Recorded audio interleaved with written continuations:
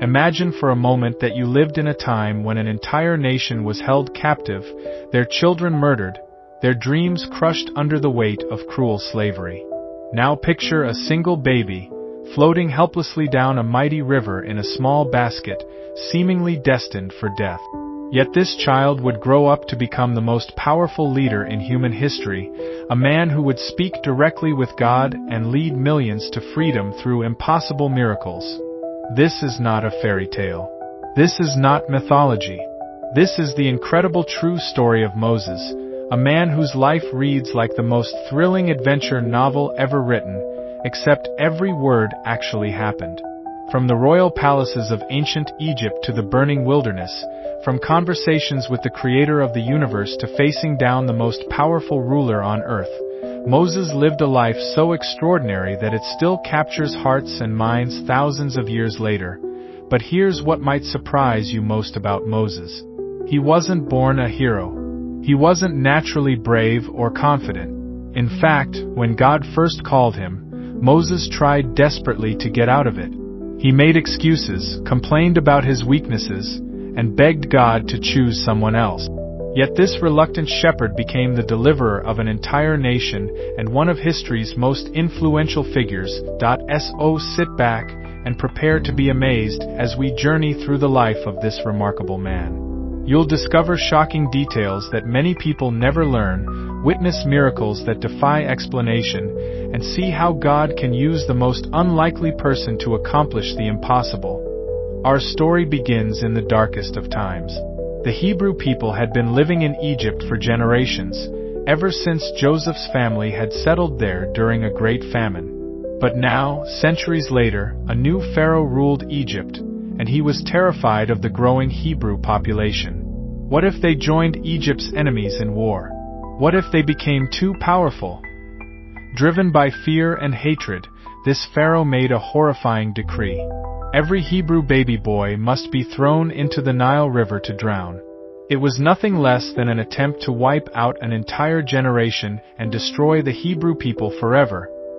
Into this nightmare was born a baby boy to a Hebrew woman named Jochebed. Can you imagine her terror as she held her newborn son? Every cry he made could bring Egyptian soldiers to her door. Every day she kept him alive was another day of deadly risk for her entire family. For 3 long months, Jochebed managed to hide her baby. But as he grew bigger and stronger, hiding him became impossible. That's when this brave mother made one of the most heart-wrenching decisions any parent could make. She would trust her child's life completely to God. With trembling hands, she wove a small basket from papyrus reeds and carefully waterproofed it with tar and pitch. This wasn't just a desperate act of a frightened mother. This was an incredible leap of faith. She was literally putting her baby's life in God's hands and trusting that somehow, someway, He would protect her precious son. She placed that tiny basket in the mighty Nile River and watched it drift away. Jochebed had no idea she was launching the life of the greatest leader the world had ever known. Her daughter Miriam secretly followed the basket as it floated downstream, her heart pounding with each passing moment. Then something absolutely amazing happened. The basket drifted right to the spot where Pharaoh's own daughter was bathing in the river. When the Egyptian princess saw the basket and heard the baby crying, her heart melted with compassion.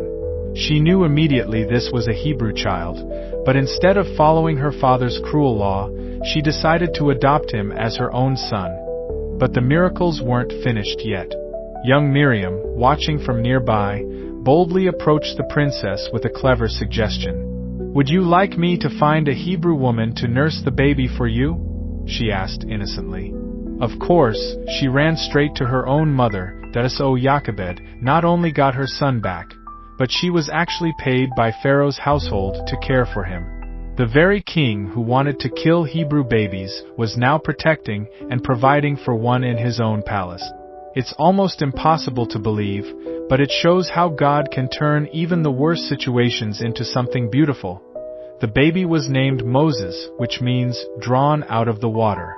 But he was drawn out for so much more than just physical survival. He was drawn out for a destiny that would change the world. Moses grew up as Egyptian royalty, receiving the finest education available in the ancient world. The Egyptians were incredibly advanced in mathematics, engineering, medicine, and astronomy. Moses learned it all.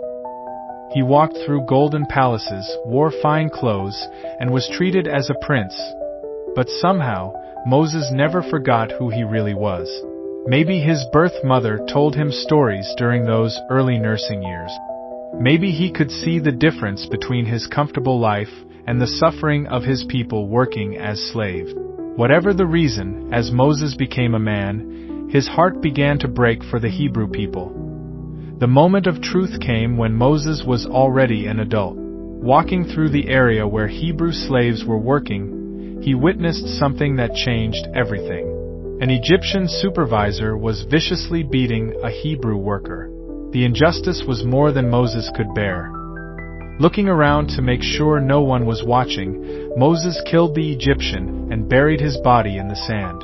It was an act of rage, a moment of passion that he would probably regret for the rest of his life. But it also showed where his true loyalties lay. Despite his royal upbringing, his heart belonged with the oppressed, not the oppressors. Word of the murder reached Pharaoh, and Moses had to run for his life. In a single day, he went from prince to fugitive. Everything he had known, all his wealth and status, disappeared forever. He fled to a distant land called Midian, far from the civilization of Egypt. In Midian, Moses' life took a completely different turn. He married a woman named Zipporah and became a shepherd. After living in Egyptian palaces, he now spent his days in the wilderness, tending sheep and goat. It must have seemed like his life had been reduced to nothing. All his education, all his potential, apparently wasted. But God was preparing Moses for something far greater than Egyptian politics or royal power. Those quiet years in the wilderness were teaching him patience, humility, and dependence on God. The man who would one day lead millions through the desert first had to learn how to survive there himself. Moses had been a shepherd in Midian for 40 years when his life took another dramatic turn. He was around 80 years old now, probably thinking his days of significance were behind him. Then one ordinary day, while watching his flock near Mount Horeb, he saw something impossible. A bush was on fire, but it wasn't burning up. The flames danced and flickered, but the leaves and branches remained completely unharmed. Moses had never seen anything like it. Curious, he moved closer to investigate this strange sight. That's when a voice spoke from the flames. "Moses! Moses!" the voice called. Instinctively, Moses knew this wasn't human. This was the voice of the Almighty God himself. "Take off your sandals," God commanded, "for the place where you are standing is holy ground." With trembling hands, Moses removed his sandals and fell to his knees. God continued speaking, revealing a plan so incredible that Moses could hardly believe it. God had seen the suffering of the Hebrew people in Egypt. He had heard their cries for help, and now he was ready to rescue them from slavery and bring them to a beautiful land of their own. But here was the shocking part. God wanted Moses to be the one to do it. "Go to Pharaoh," God commanded, "and bring my people out of Egypt." Moses was stunned. Him, an 80-year-old shepherd who had been running from Egyptian law for decades? The idea seemed ridiculous. "Who am I to go to Pharaoh?" Moses protested. "Who am I to bring the Israelites out of Egypt?" But God had an answer for every excuse. "I will be with you," he promised. Moses tried again. "What if they don't believe me? What if they ask me your name and I don't know what to say?" God revealed his holy name and gave Moses miraculous signs to perform. Moses could throw down his shepherd's staff and it would become a serpent. He could put his hand inside his robe and it would become diseased, then healthy again when he pulled it out. Still Moses resisted. "I'm not a good speaker," he complained. "I'm not eloquent. Please send someone else." By now God was becoming frustrated with Moses' reluctance, but he patiently provided a solution. Moses' brother Aaron would be his spokesman. God would tell Moses what to say, Moses would tell Aaron, and Aaron would speak to Pharaoh. Finally, Moses ran out of excuses. With great fear and uncertainty, he agreed to God's plan. The reluctant shepherd was about to become the deliverer of an entire nation. Armed with nothing but his shepherd's staff and his brother Aaron by his side, Moses returned to Egypt after 40 years in exile. The very country where he was wanted for murder was now his mission field. But God had given him a job to do, and Moses was determined to do it. Walking into Pharaoh's magnificent palace must have brought back memories of Moses' childhood. But he wasn't there as a prince this time. He was there as God's messenger, with the most audacious demand imaginable. "Let my people go," Moses declared to Pharaoh. The king of Egypt probably laughed out loud. Who was this old man to make demands of the most powerful ruler in the world? Egypt controlled vast territories, commanded enormous armies, and possessed wealth beyond imagination. The Hebrew slaves were valuable property. Why would Pharaoh ever let them go? "Who is this Lord that I should obey him?" Pharaoh sneered. "I do not know the Lord, and I will not let Israel go." If Pharaoh wanted to test God's power, he was about to get more than he bargained for. What followed was one of the most dramatic confrontations in all of human history. It wasn't just Moses versus Pharaoh. It was the one true God versus all the false gods of Egypt. The first plague came swiftly. Aaron stretched out Moses' staff over the Nile River, and every drop of water in Egypt turned to blood. The river that Egyptians worshipped as a god became undrinkable. Fish died by the millions, and the stench filled the air. But Pharaoh's heart remained hard. The second plague brought frogs everywhere. They invaded houses, bedrooms, even ovens and cooking pot. The third plague sent swarms of gnats that covered people and animals alike. The fourth plague brought flies in such numbers that the land was ruined by them. Each plague was worse than the last. The fifth plague killed all the Egyptian livestock while sparing the Hebrew animals. The sixth plague covered people and animals with painful boils.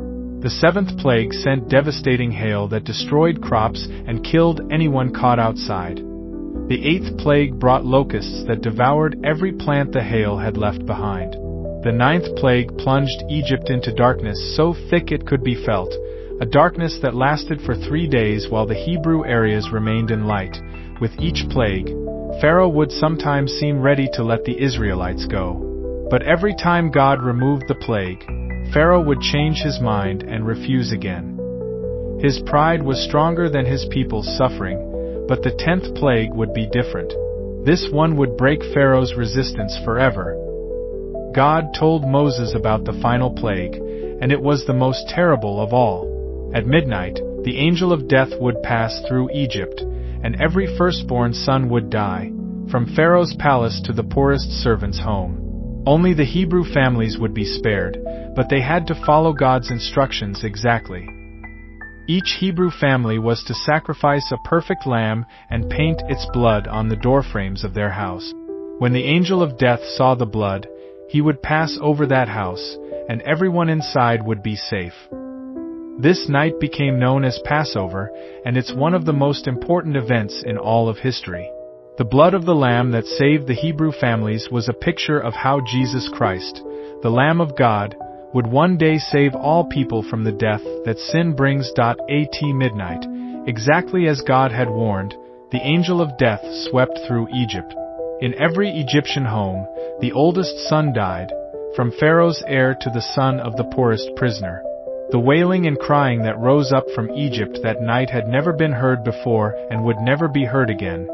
But in the Hebrew homes marked with blood, families sat together in safety, eating their Passover meal and preparing for the journey God was about to lead them on. By morning, Pharaoh's resistance was completely broken. His own son was dead, along with the firstborn sons of all his officials and servants.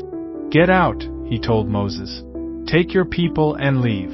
Go worship your God as you have asked." After 400 years of slavery, the Hebrew people were finally free. The exodus from Egypt was like nothing the world had ever seen. Over 2 million people, along with their flocks and herds, streamed out of Egypt in one massive procession. The Egyptians were so eager to get rid of them that they gave the Hebrews gold, silver, and clothing just to make them leave faster. But freedom was more complicated than anyone expected.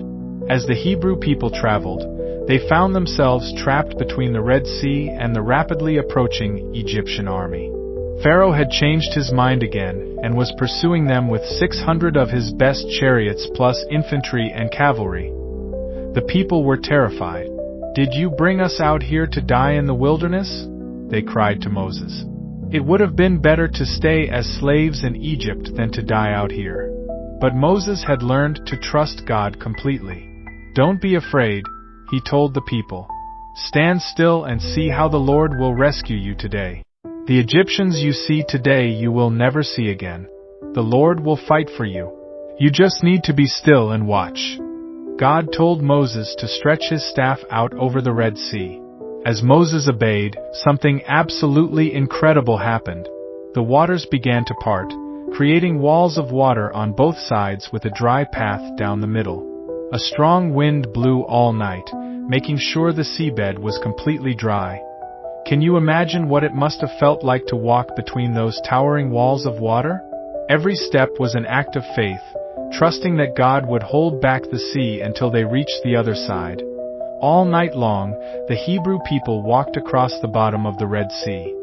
By morning, every Hebrew was safely on the other side.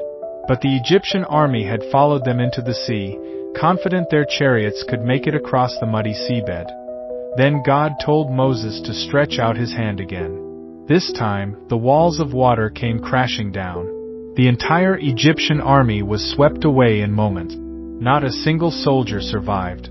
Standing on the shore, watching the bodies of their former oppressors wash up on the beach, the Hebrew people finally understood the incredible power of their God.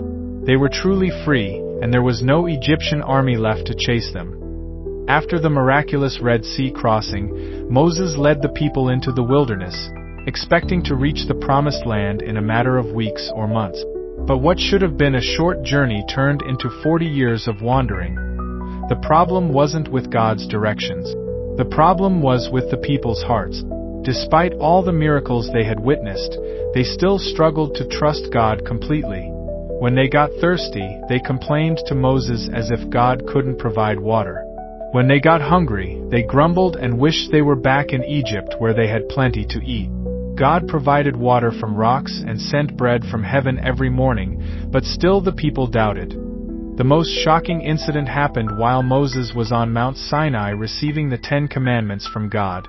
While Moses was gone for 40 days, the people grew impatient and demanded that Aaron make them a golden calf to worship. Can you believe it? These were the same people who had seen God part the Red Sea and destroy the Egyptian army. They had eaten bread that fell from heaven and drunk water that flowed from solid rock. Yet when Moses was gone for just a few weeks, they decided to worship a statue made from their jewelry. When Moses came down from the mountain and saw what they had done, he was so angry he threw down the stone tablets with God's laws written on them, shattering them to pieces. God's judgment fell on the people, and thousands died for their rebellion. But even in their unfaithfulness, God remained faithful. He gave Moses new tablets with the commandments, and he continued to provide for the people's needs. The lesson was clear. God's love doesn't depend on our perfection, but rebellion always has consequences. Eventually, the people reached the border of the Promised Land. Moses sent 12 spies to scout out the territory and report back on what they found. When the spies returned, 10 of them were terrified by what they had seen. "The land is beautiful and fertile," they reported, "but the people living there are like giants. Their cities have walls that reach to the sky. We felt like grasshoppers compared to them." Only 2 spies, Joshua and Caleb, had a different perspective. "Yes, the people are strong," they admitted, "but God is stronger. He has promised to give us this land, and He will keep His promise." But the people believed the fearful report instead of trusting God's promise. They refused to enter the land, even after everything God had done for them. God's patience finally reached its limit. That faithless generation would wander in the wilderness until they died. Only their children, along with Joshua and Caleb, would live to enter the promised land. It was a heartbreaking consequence of their lack of faith, but it also showed that God keeps His promises, both for blessing and for judgment. Moses spent the rest of his life leading the people through the wilderness, teaching them God's laws and preparing them for the day when they would finally enter their new home. He was 120 years old when that day came, but he was still strong and healthy, with clear eyes and a sound mind. God brought Moses to the top of Mount Nebo, where He showed him the entire promised land spread out below. It was beautiful beyond description, a land flowing with milk and honey, just as God had promised. But God had one more thing to tell His faithful servant. Because of a moment of disobedience years earlier, when Moses had struck a rock in anger instead of speaking to it as God commanded, Moses would not be allowed to enter the promised land himself. He could see it, but he could not go in. It must have been the most bittersweet moment of Moses' life. He had spent 80 years leading the people toward this goal, but someone else would have the honor of bringing them across the Jordan River. Moses accepted God's decision without complaint. He called Joshua to take over as leader and gave him final instructions. Then he blessed all 12 tribes of Israel, speaking words of prophecy and encouragement that would guide them for generations to come. Moses died on Mount Nebo, alone with God. The Bible says God Himself buried him, and no one knows where his grave is to this day. The people mourned for Moses for 30 days, knowing they would never see another leader like him. Moses' life was extraordinary by any measure. The baby who became God's most powerful prophet, the shocking true story of Moses. He led the largest mass migration in human history and gave the world laws that still influence our societies today. But perhaps most importantly, Moses showed that God can use anyone for His purposes, no matter how unlikely they seem. Moses was a murderer, a fugitive, and a reluctant leader who struggled with self-doubt. Yet God chose him to be the deliverer of an entire nation. Moses' story teaches us that God's power is made perfect in our weakness. When we feel inadequate or unqualified, we're in good company. Moses felt the same way, but he learned that God's strength is all we really need. The miracles Moses witnessed and performed point to an even greater miracle: the spiritual freedom that comes through faith in Jesus Christ. Just as Moses led the Hebrew people out of physical slavery in Egypt, Jesus leads us out of spiritual slavery to sin and death. The Passover lamb that saved Hebrew families in Egypt was a symbol of Jesus, the perfect Lamb of God who takes away the sin of the world. The Red Sea crossing pictures the baptism that identifies us with Christ's death and resurrection. The wilderness journey represents our life of faith as we travel toward our eternal home in heaven. Moses' story isn't just ancient history. It's a living example of how God works in the lives of ordinary people who are willing to trust Him with their futures. No matter what challenges you're facing, no matter how impossible your situation seems, remember Moses. Remember that the same God who parted the Red Sea and provided bread in the wilderness is still working miracles today. We hope this incredible journey through Moses' life has inspired and encouraged you today. His story reminds us that no one is too ordinary for God to use in extraordinary ways.